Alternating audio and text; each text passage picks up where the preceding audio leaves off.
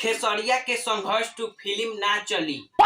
अगर तू लोग खेसारी लाल के फैन हो लोग तो वीडियो में कमेंट बंद करा लोग आ वीडियो के अंत तक देखा लोग कि आखिर खेसारी लाल के संघर्ष टू फिल्म काहे ना चली। और हाँ, अगर तू लोग पवन सिंह के फैन हो लोग तो तू हो लोग मर्द वीडियो के देखा लोग काहे कि पवन सिंह के बारे में बहुत ही बढ़िया खबर बा।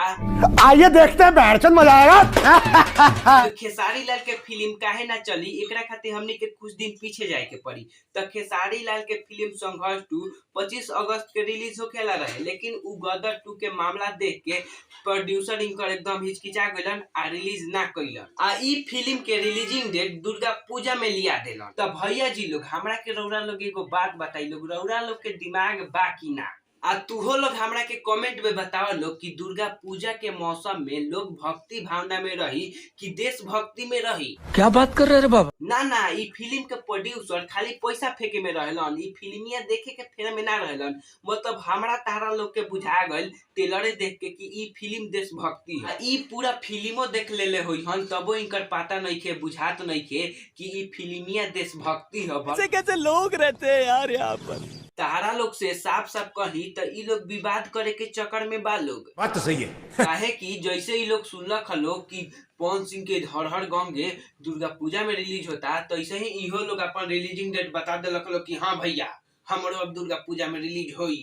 तुम्हें शर्म है? कुछ शर्म आया है? तो ई कइला से 5 करोड़ के फिल्म 1 लाख ना कमा पाई। आ यहाँ पे पवन सिंह के हर हर गंगे फिल्म 5 करोड़ में बनल बा तो 20 करोड़ कमा ली, लेकिन ई फिल्मिया 1 रुपये ना छापी। अब इनकरा लोग लगे थोड़ा सा भी दिमाग हुई तो ई फिल्मिया दुर्गा पूजा में रिलीज ना हुई, डायरेक्ट 26 जनवरी मतलब कि रिपब्लिक डे पे रिलीज हुई। अगर ई लोग विवाद करे के चक्कर में बा लोग तो खेसारी लाल के फिल्म डूब जाई आ पवन सिंह के फिल्म उठ जाई।